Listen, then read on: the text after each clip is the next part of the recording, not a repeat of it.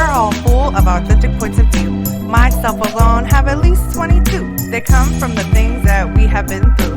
Those things can either make or break you. Life is full of ups and downs. It's our choice to either smile or frown. Please choose to smile today, because it's one thing that's free to give away. People say that life isn't hard, it's what you make of it, but what if only struggle surrounds you? What can you take from it? Life can be hard and some things aren't fair. Please listen to others just to be aware.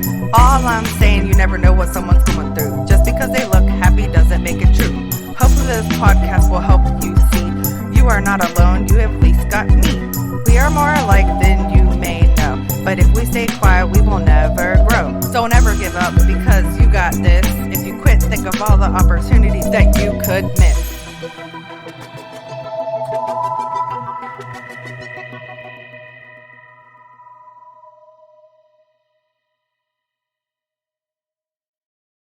Hey everybody, and welcome to Authentic Points of View. I'm your host, Danielle Boer. Woohoo! I'm so excited to be here. Thank you guys for joining. Thanks for watching now, and thanks for listening. And thanks for bearing with me. You guys know I always do like 500 things, so I'm trying to balance everything. So I appreciate it. I'm excited about today's guest. We've actually been talking for like a month or so. I don't know, trying to schedule this interview. So I'm really excited about it because her story is so amazing and inspiring. So I was like, I have to talk to her. Now, Stephanie Romeo is a burn survivor who has turned the most painful and terrifying experience of her life into a powerful gift to help and inspire others. She's now going to be an author soon, woohoo, a published author soon, and a life coach. She is a life coach right now. And she uses her experiences to help others get past their scars and their trauma. So, Stephanie, welcome to the show. Well, thank you, Danielle. Thank you for having me here. I'm excited. I'm excited. And so I'm excited because when I interview somebody from a different country, I say that I'm talking to the future. So, because you're ahead in time. So, thank you. Yeah, true. Welcome from the future. No, I'm just. All right. So, let's just get into it. So, I was reading your bio, and you said that you were kind of not accepted. So before your accident. So I was just wondering, how was your childhood, and why do you say that you were not accepted for who you were before your accident? Yeah, especially especially as a little girl. Actually, I grew up in a family where they expected a boy. It's very classic, actually, as a story. But what we don't expect is that a mom tells the story about, oh, I wanted a boy, and I was waiting for, everybody would say to me that you already have a girl, so next one is a boy, and when you were born, I cried because you were a girl. But okay, and and I think I have healed that, actually. Like, I was pretty hypersensitive, so everything, I think it can hurt anyone, actually. We all want to be accepted for who we are. And I was a lively little girl, so I was not the boy, but I was lively, but I was like maybe too lively. And it's like my dad was suffering from some rheumatism, like very painful, like chronic disease. Could not stand my curiosity and my ideas and all the things that I wanted to do. And so I was told things that you shouldn't say to kids, like, you're weird, you're special, but like not in a very nice way. And I felt out of place. Like, I can't be myself, because if I'm myself, I bother. And yet I did my best to I mean, I can't help be who I am, and and and you have to embrace it. Otherwise, you're in trouble. But it's uh, yeah, it was painful. It's painful to hear things that you beat yourself with that, and then you have to work as an adult to pass it, like to get over it and to understand where it comes from, where it comes from your mom, where it comes from your dad, and then to clean this, because this is like a pattern of mine. Like I need to be very aware and to work on this like constantly, because otherwise I feel like rejected. But I'm aware of that, and that changes everything because of the work I do now as a life coach and all the knowledge that I have. And yeah, so beyond this experience as a child, then there was like, but much later, this experience as well, the accident I had, and that turned my life upside down.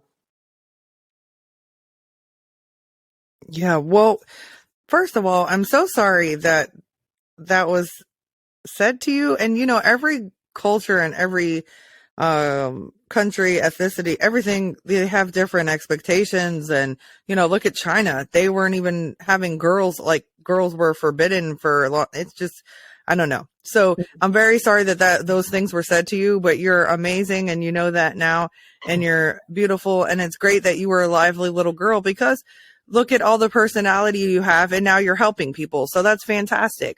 But when was your accident? Like, what year was your accident? And can you explain like what happened that day? What was your accident? Yes.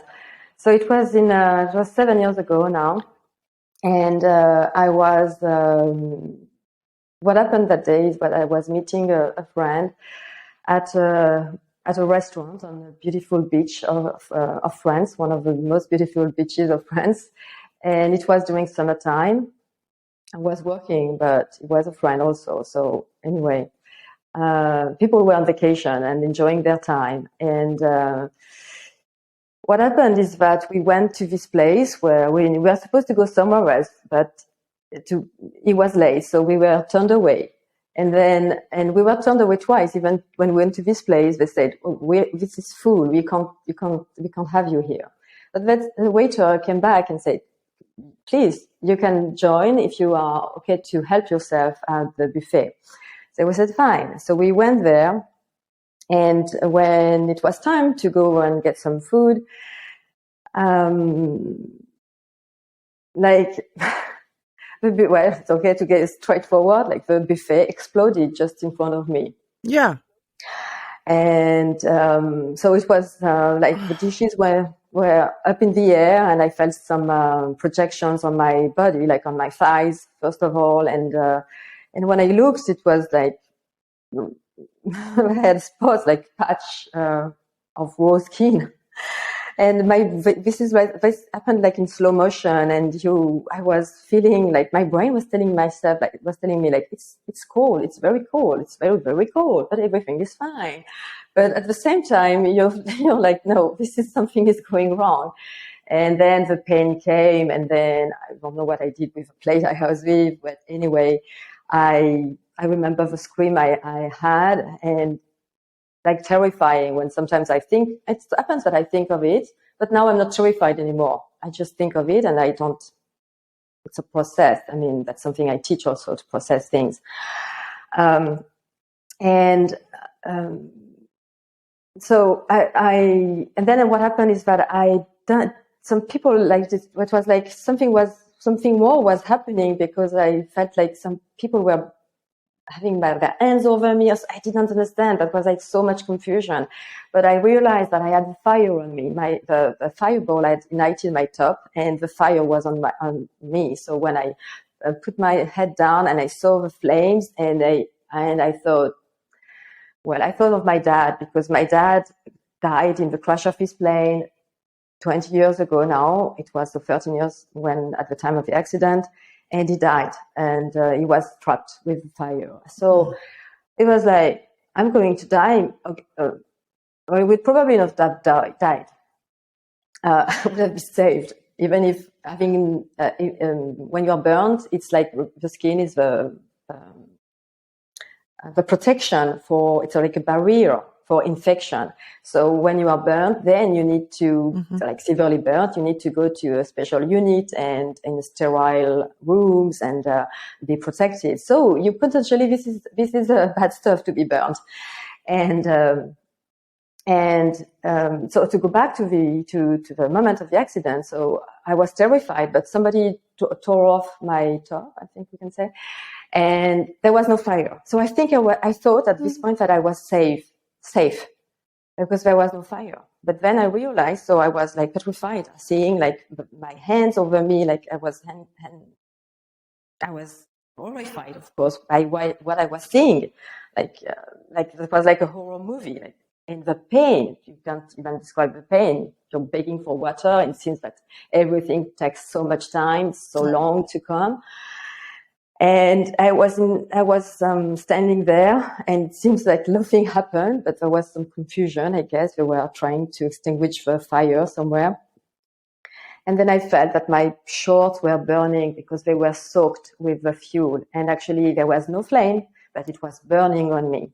And at this point, I thought that I would lose my hands because I knew that nobody would help me to get rid of my shorts. Like it's like an intimate thing to do, like, and I think people didn't understand what was happening because I had so much tears in my mouth, and it was like, and so I had to put my shorts down, so they burnt on the floor, and I was there like in the middle of the restaurant in my panties and horrified. And at this point, I knew that things will never be the same. I knew that. And it never went the same way, actually. I changed my life almost completely after that. Well, yes. But it's over now. I mean, goodness, sorry. I got, as I say to my clients, we never go to the past unless it is necessary to tell a story, to inspire maybe, because it can help, unless you are working to solve something, or unless it feels good and it makes you feel joyful. Otherwise, the lessons are learned. You don't have to go back to the past. So this is a special situation where I talk about it, and that's totally okay. Mm-hmm. Yeah, well, thank you for talking about it. Well, so wow, so shocking, and the fact that you were the only one injured, and the fact that you are just in so much pain, and like you said, the fire was gone, so nobody knew how much pain you were feeling at that time because they feel like they fixed the problem. And I just want to say how proud I am of you to, the fact that you're using this to help people is a beautiful thing. And the fact that you don't relive that horrifying, like you don't feel that anymore when you talk about it, because you've learned how to get past that. And that's why you're a life coach. It's so important. And I want to say, I'm sorry it happened, but your life has become so much amazing, like has changed so much for the better now. So that when people have been in your situations and they say, well, I'm not sorry that it happened because look at all the outcome that's good from it, even though you were very hurt. And I can't imagine. I'm a nurse, and I have friends that worked in the burn unit. I could not do it. I could not do it emotionally. I could not do it because it is some of the most intense pain, like you said, and there's only so much you can do. And when you have to change the dressings and everything, it is horrendous. And they're going through hell at that time. And I don't like to cause pain on people. So I would feel so guilty, even though I'm helping, I would feel so bad that I'm hurting. But I just want to say that I'm so proud of you and that you're so strong, and that I'm so glad that people did help you in any capacity that they could, that they were there for you to try to help you. Um, and wow. How much of your body was burned? You know, they have like third degree Hmm. and all this stuff degree. Like Yes. how much was burnt? And So then that was. how long were you in the hospital? Hmm. So I was Go ahead. burnt like Sorry. 20 sorry, 20% of the body, and it's my hands, my thighs, my stomach, and my arms. And I had skin grafts, Mm, but only on my, actually I don't know if the prayer worked or because they were surprised, they thought they would put like skin graft on my hands, but they didn't need to, and um, or on my stomach, but they didn't have to. So I had skin grafts on my thighs and on my arm, and that's. I mean, you were talking about. So we do not wish anyone, or even if life is better than it was before. So this is what we do because it has happened. yeah. It's like a kind of duty. You have been through like hell, so now it's like your duty to make your life even better. Like if like it, you would you want to turn it into a powerful experience to make your life better. And because we are forced to grow, Right. because when things go well, where we don't ask ourselves many questions, we're just feeling well and we don't ask ourselves why. But when we are in trouble, then we want to get out of the misery, and this is where we find the solution. So it's an opportunity to find solutions. But what we don't want, and it's why I stayed for a while. It's like for me there was like no solutions. I felt trapped, and especially because, as you said, I was the only one.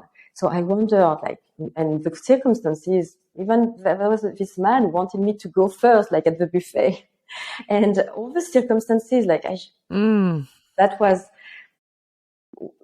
like the restaurant was crowded, like all on me, and why is my face even safe? I didn't know how my face was. I was in so much pain, so I remember I asked, like, am I impacted? Because I was feeling the pain like everywhere, even if it was mainly on my hands, stomach, and thighs. And uh, then you have to like connect the dots, and but it didn't make sense, or it makes sense, but you're very, very confused. And I stayed in confusion for a while, and in the guilt also. I told myself terrible stories that I was guilty, and this and but what I was confused about, it was, why did I have to live what, or to experience the pain my dad had probably gone through? Uh, why?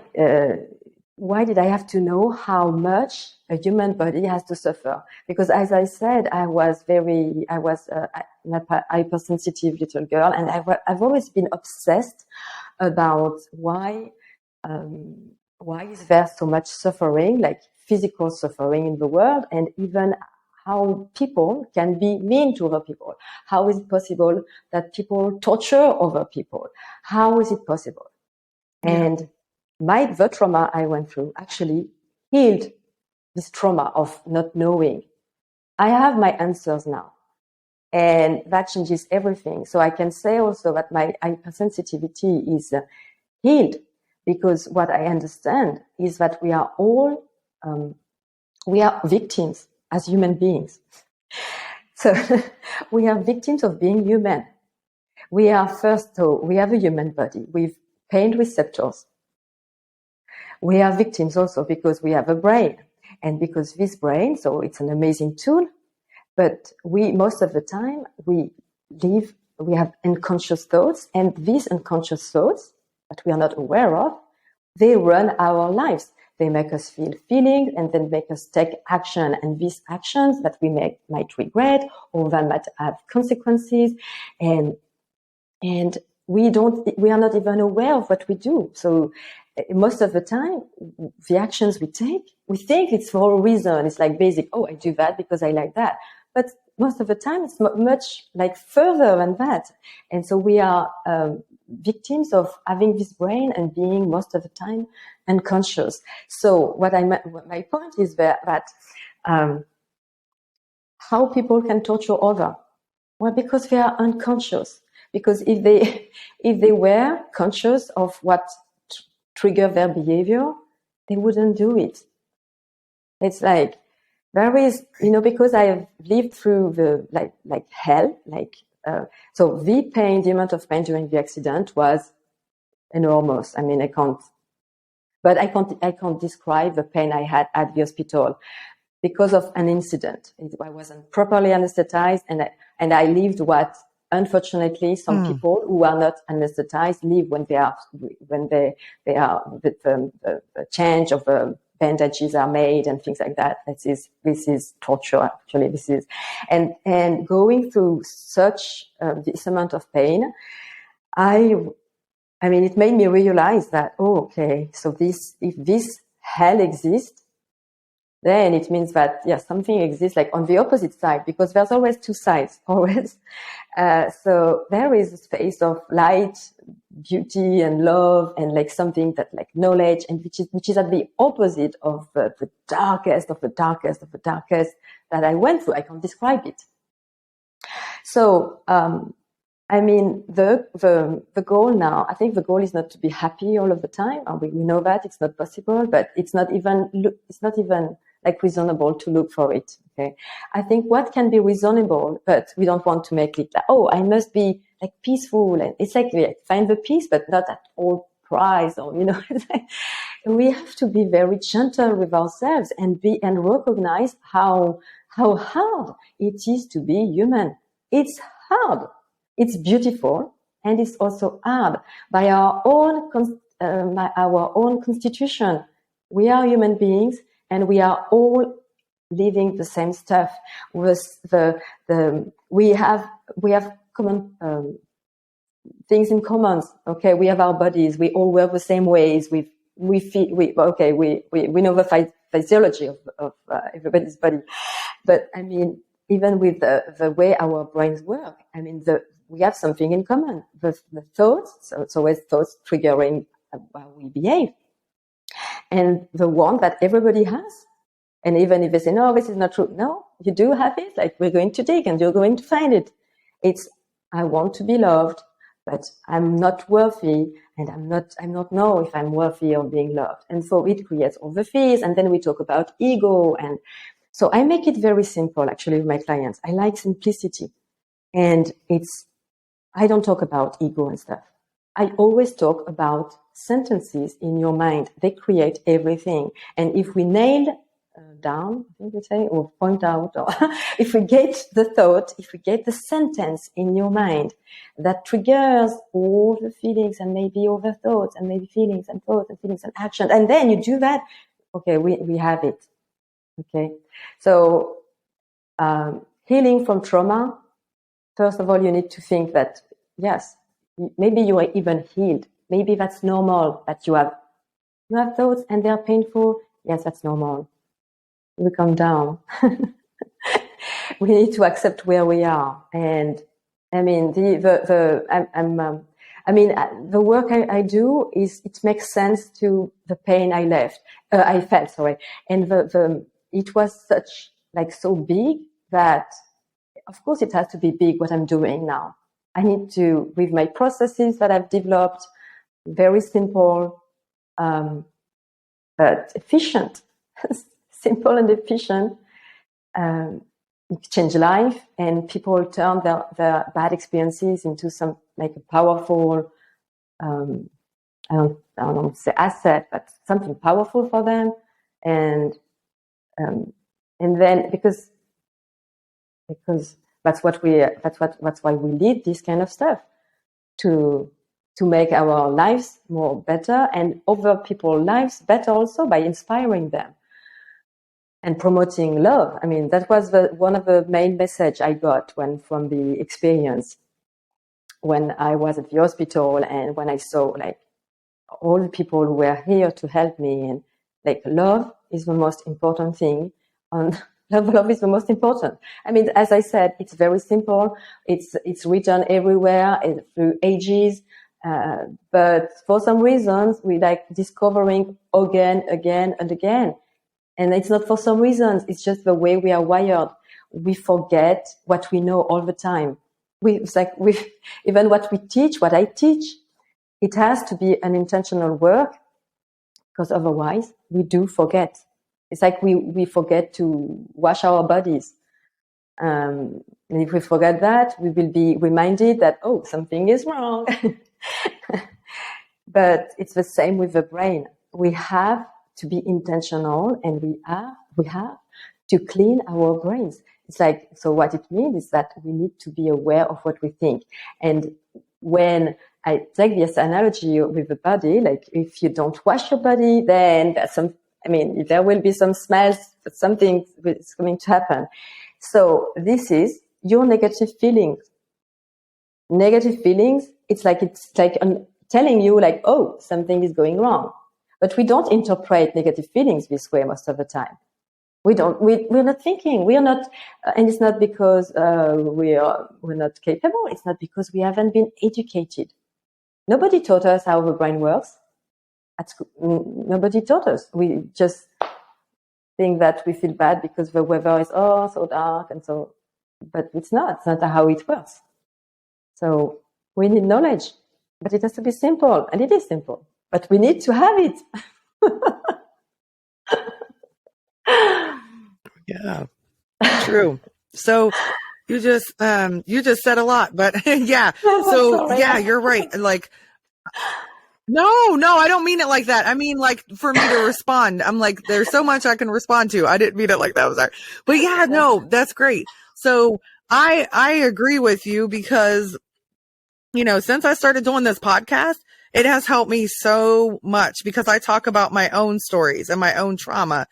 And so I was a guest on a podcast, and she read my bio out loud, and I started crying, and she said, "How does that make you feel?" And I was like, oh my gosh, I can't, it's like I didn't realize that I, excuse me, went through all that stuff, but I know I did. But like hearing it out loud, I was like, holy shnikes, like, wow. And so you're right. You have to sometimes be taught how to think. Like, we always have choices, right? So like in your instance, wow, I'm just very impressed by you. But we can go in a situation and come out, and it could be the most horrible situation, and we can look at it two different ways. We can say, woe is me. And that's okay to do for a while. I think you have to initially, you have to process it, right? So nobody's just going to come out of a horrible situation and be like, everything's fine. And that's kind of like denial, but you have to process it first, go through your stages. And then once you get past it and you think of it and you process it, you're like, okay, what is the purpose of this? Now you have to spread your word to others. You have to help others. That's exactly how I feel too. And I'm so glad you're doing that, because I'm almost done actually with my forgiveness life coaching certificate, and taking that class myself. I was like, holy moly. Because the biggest person you have to forgive is yourself most of the time. And for our choices and for our actions or things that we didn't do, or, stuff like that. So that's amazing that you said, and I did not mean it like that. I would love, keep talking, but I mean, just like, that's a lot. I was trying to respond, like, which thing should I respond on? But, yeah, so you're absolutely right. And it's such a beautiful thing that when we do share our stories, is to inspire others, like you said, to help others, and to say, look, you're not going to be in the darkness forever. You're going to get out of it. You're going to be okay. Right. And so, and even with you have physical scars, and a lot of ours are internal, emotional, like we can't see them. And so yours being physical is a reminder. You can look down and see, your body has changed. But with those, you take those and you internalize them and you use them for good. And I love that you said that it helped you with your father, like, you thought of him. And that's very sad to think like he was feeling that. And I'm so sorry that happened to him. That's very heartbreaking. The pain. I'm just, anytime somebody passes away, you just hope that you don't want them to pass away, but you want them not to be in pain. You hope that they didn't suffer. My brother died in a way different way. And I talk about this as one of my traumatic situations, but, he was 26 years old and he committed suicide and, by a gun. And so, he lived for a little bit in the hospital. And that's always something that bothered me, was like, I hope he was not in pain for that time, whatever time it was. And so, that's something that you think of. But can I ask you this? Did you have any like association with, like, were you scared? Cause I know you go to United States, France, everywhere, different countries. Were you scared of airplanes when your father passed away in the plane, or? No, well, let me tell you something. When I turned 30, I decided to learn how to skydive. And the place where I Wow. felt not safe at all was the plane, actually. So it was like, okay, I need to get to go out of this plane and jump in the air with a bag in my on my back, with my wings in my back. So that can be like paradoxical, but paradoxical, is that a word? Is that a word? Paradoxical? Yeah, it's a Paradox. Okay. So, I think so. but If I've not, always you been made it up. and you understand, so that's cool. Um, so yeah, I mean, being in a plane or being in a car or being anywhere is not safe. Being human is not safe. But we don't want to think of it. Like, we don't know. Like, we imagine that in 1 hour we'll be alive. Who knows? You and I mean, who knows? But we think Right. we will, because otherwise we wouldn't be talking here. We'll probably be with our loved ones. But so it means that we just can't think of the things. I mean, we need to be intentional and think of the things that some things, they don't serve us. And learning how to fly, it was because I've always been fascinated by the sky, and maybe I had this same passion because my dad was he was passionate by the sky. I mean, he was a flyer. He's not a flyer. he was a pilot. I mean, he was A pilot? a pilot. Yeah. Yes. He built his planes and he piloted them. Yeah, I can say that. Okay. And so that's okay. I think it's just uncomfortable now to fly long distance. And my son is in Australia, and I'm like, okay, are you going to Australia? That's so long. But I'm okay with flying. Yes, I'm okay to redirect my brain wherever I want to. I don't want. Okay, this is the thing, and especially for people who have lived terrible things. I don't want, and especially for, sometimes we can be impeded, like physically, and then we can't do physically. We can't do something because maybe we have been amputated or something. So this is something that I don't want for people, like to be impeded by their own brain because they think sentences that are always optional. They think thoughts that prevent them from doing what they want the most. So I'm going to coach myself. Actually, if what I want is to go and see my son, I'm going to coach myself and be okay with traveling 25 hours, sitting like. Yeah. I'm going to convince myself that's okay. I can do that. I want to be intentional. Yes, I don't want to be. But my brain prevents me from doing what needs to be done, like in my heart, what I want, what I feel like doing. Yeah. Wow. So first of all, I would just like to announce that I would not be comfortable on a plane that long because I'm scared of it. So, and I don't have any association, like I have no reason to be other than I do not like the feeling of turbulence. Like, it scares me. So when I was a little child, we lived in Germany a couple times. So we would fly back and forth from Germany, and I would get sick. I would vomit every single trip.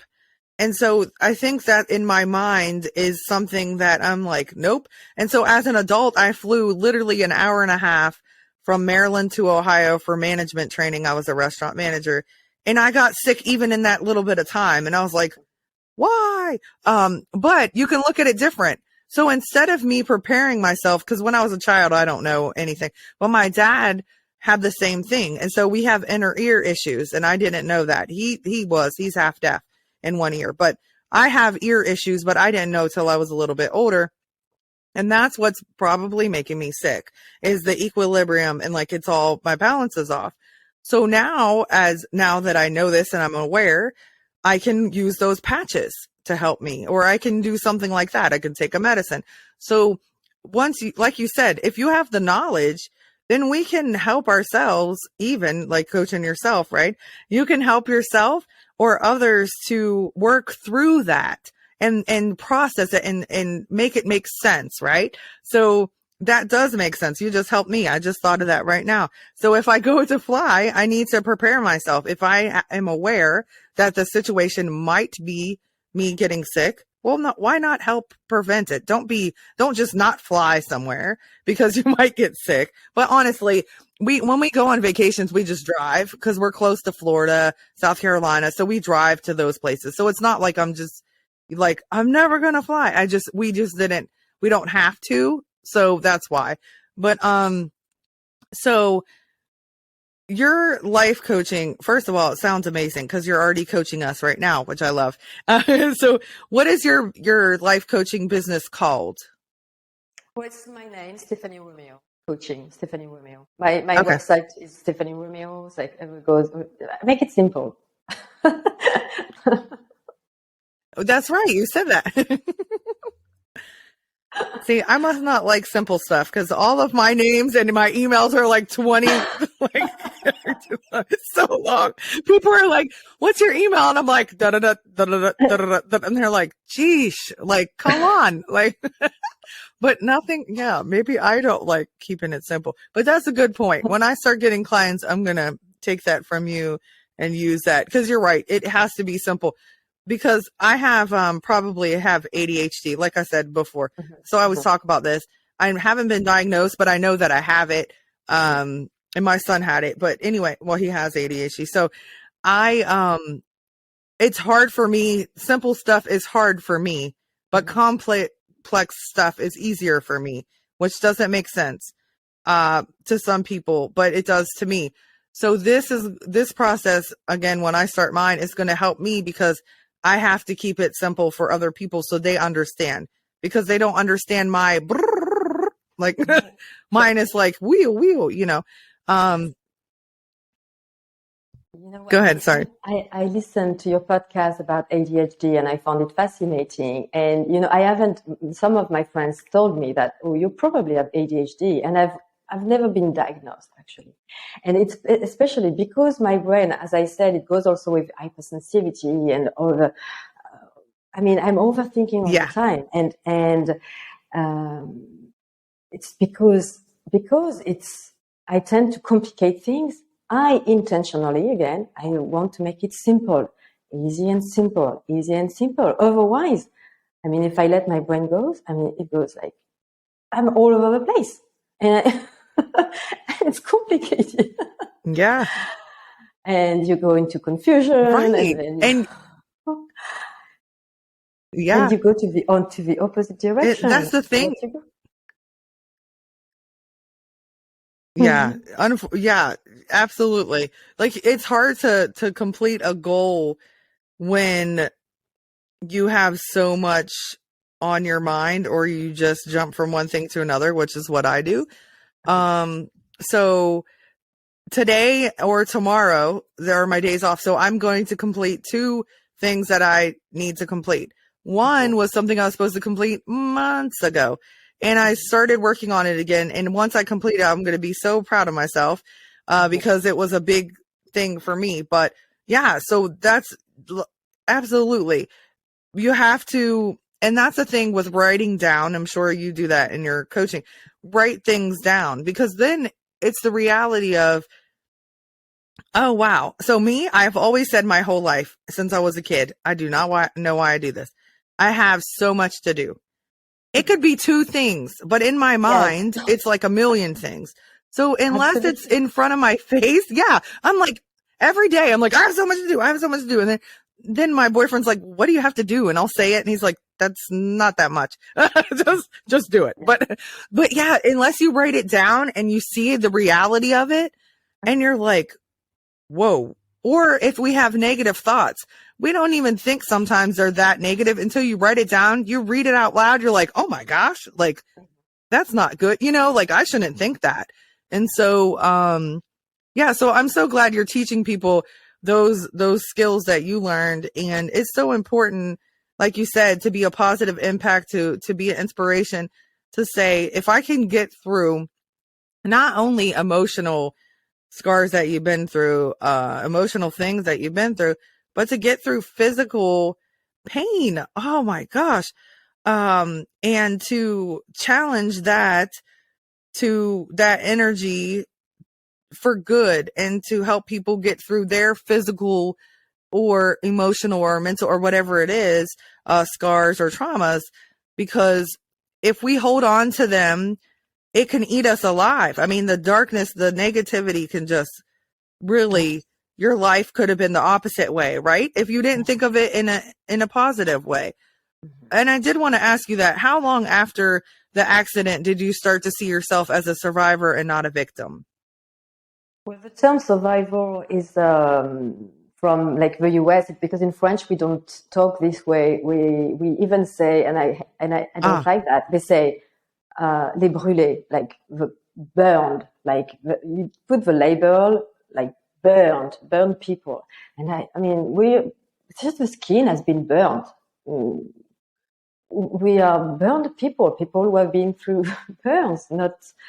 Uh, so it's burn survival. It's a term that is used in the US and that I picked. And okay. it's when I started to, yes, like when things started to make sense, when I found coaching actually, because before finding coaching, I went through techniques. I saw a psychiatrist and several, and I went through, well, techniques back to work through for people, but that didn't work for me. And what worked, what clicked was just coaching and sentences, a few sentences like that. Oh, that grabbed my attention. And that's why I wondered I mean, do my psychiatrist, does he know that? Did he know that? Why didn't he tell me? Or maybe, I mean, I can't say, maybe I wasn't ready for the truth also. Maybe I wasn't ready for it. It was so much to unravel. There was, because for a long time, I thought that if I was myself, and it refers to, like, we go back to the first, what we said at the beginning of the call, like I was not accepted for who I was, so I'm not good the way I am. If I am myself, I'm going to be punished. Like it's wrong to be myself. So it's like I told myself that, oh, I got burned. I was the only one. It's because I was bad. So I can't be myself. If I'm myself, if I am too joyful, if I am too happy, it's going to happen again. I'm going to be burned again. I'm going to go through hell again. So there was a part of me who maybe didn't want to heal properly. It's possible.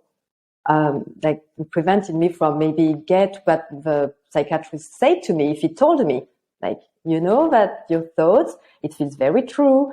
The story you tell me, that it's only thoughts, that the thoughts, they are not the truth. It feels true, Stephanie. It feels really, really true. I know you believe it, but I need to tell you something. You don't have to think them. You don't have to believe them. Your brain is just a thinker and it doesn't care about what it thinks. It thinks.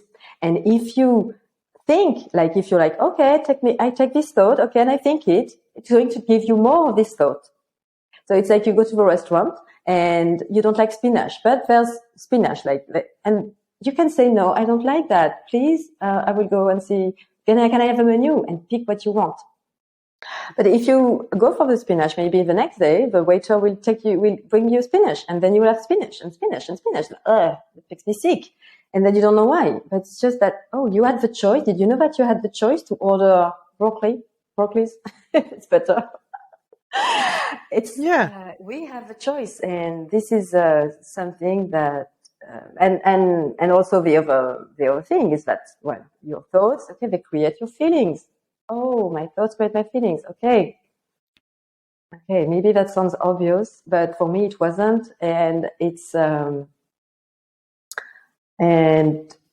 I mean, knowing how things work and to put it like in a very simple way and in a kind of model, like, okay, if this happens, this happens, this happens. Oh, and then it confirms the initial thought. Oh, and then you think it's the truth. It makes it more true because it confirms, but it's because you had spinach in the first place. Oh, okay. Okay, then I'm really going to decide not to eat spinach anymore. But that's why there is yes, knowledge and awareness that are involved, and self-love, because you are willing to love yourself. You don't want to make yourself sick, so then you're going to say no to spinach and choose something else again instead. Yeah. That makes sense. Yeah. Well, it's important to set boundaries, like you said, and to speak up for yourself. So that's a really great analogy. So how long have you been doing life coaching? When did you start? Yeah, a couple of years now, I would say. Okay. Yeah. Awesome. So what advice do you have for anyone that's living with scars or has survived trauma? Mm-hmm. Well, so first of all, if they have survived,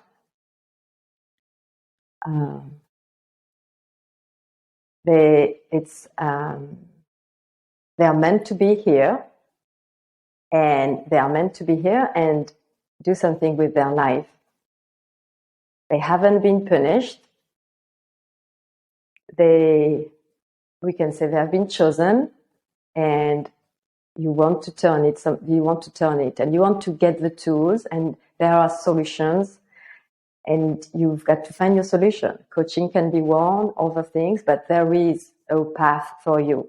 It's not like, oh, it's blocked and it doesn't serve anything. No, it's you can turn it. It can become.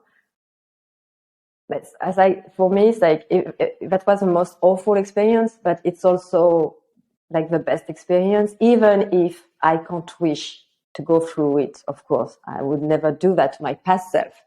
Like, you don't wish anybody to go through what I went through, but I did went through it. So now, what do I do with it? We want to be present focused and future focused, and so, of course, we need to heal. But there are tools for that. So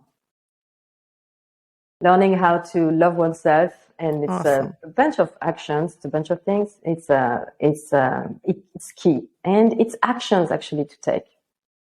It's we can do it. Yes, that's what I would say. Yes, absolutely. That's wonderful. That's wonderful advice, though, because we're all beautiful in whatever way, right? We're all human beings and we all deserve to be loved, and we're all important. And, no matter what we've been through, like you said, we are not in it right now. We made it out of that situation. So that's really great advice. I think you're so amazing, so strong, so beautiful. Your smile lights up the room. You just have the best energy. And I'm so glad for your clients that they're, lucky, blessed enough to have you, because you're taking, like you said, like what we've been saying, you're taking things that happened to you that some people would have passed away from, and you survived, and you are making the best of it. And you're just you just seem like you're just so great. Can't wait to read your book. And where can we find you? You said you already said your Yeah, website, right? yes, I have a I think. website which is called stephanieromeo.com. And also I'm on Facebook, and I'm trying like Instagram. I'm learning about that. And I've just started a series of little videos, and yes, so that people get to find me because it's good, because it's amazing, because it can change your life. So, well, yeah, I mean, that's what I'm here for. That was my path, actually. If I connect the dots, it's what I was. It happened for what I'm doing right now, and it's what I believe. I'm on a mission. Beautiful. So, yes, that is your mission, right? And that's awesome. It's how awesome it is that when we find our purpose or what our mission is, that's such a weight off of our shoulders, like it's just wonderful. So, hey, you said you're starting Instagram. Instagram is hard. It's different than Facebook. And so, wonderful. So do you only do remote, do you only do in-person life coach, or do you do like virtual, could you coach somebody in different countries and stuff like that? Only remote, actually. Even if people like in France, even if I have my neighbor, I will tell him, okay, we'll meet on Zoom. I work on Zoom. I do like 45-minute sessions. And when I work with people, it's like for 6 months. It can be shorter, actually, but it depends. I mean, we need time to implement, because it's a way of being, and we learn so much things, and then we take day-to-day life to implement the new knowledge and the awareness and the love, and that transforms, that impacts the whole life. So it's transformative. You've been transformed by something that you haven't chosen, like the trauma, and then you want to reverse it, in the best ways. And I think right now, this is the way I work. It takes time to implement it, and I love the relationship I have with my clients this way. And so it's only remote, yes, and that's why it allows me to Awesome. to work with English speaking everybody from as long as you speak English or French, maybe one day Spanish, but right now it's English or French. Yes. Yeah, that's so cool that you're a bilingual life coach. That's amazing. Well, I know that you have to go to actually help someone. You have an appointment. So I just want to thank you so much, Stephanie. You are amazing. You are such a bright light. You are such an inspiration. Thank you so much for sharing your story. Thank you so much for being the strong, amazing woman that you are today. And hopefully, reach out to her. And I know she can help you, because she already helped me in this short period of time.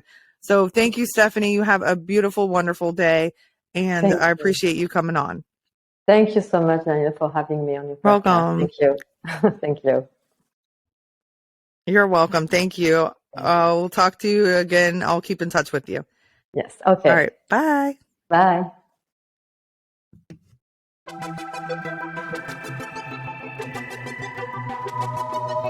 Thanks for listening to Authentic Points of View podcast.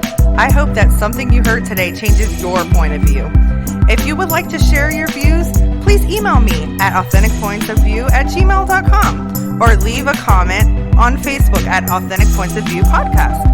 Remember, always be mindful of other people's journeys and have open ears and an open heart.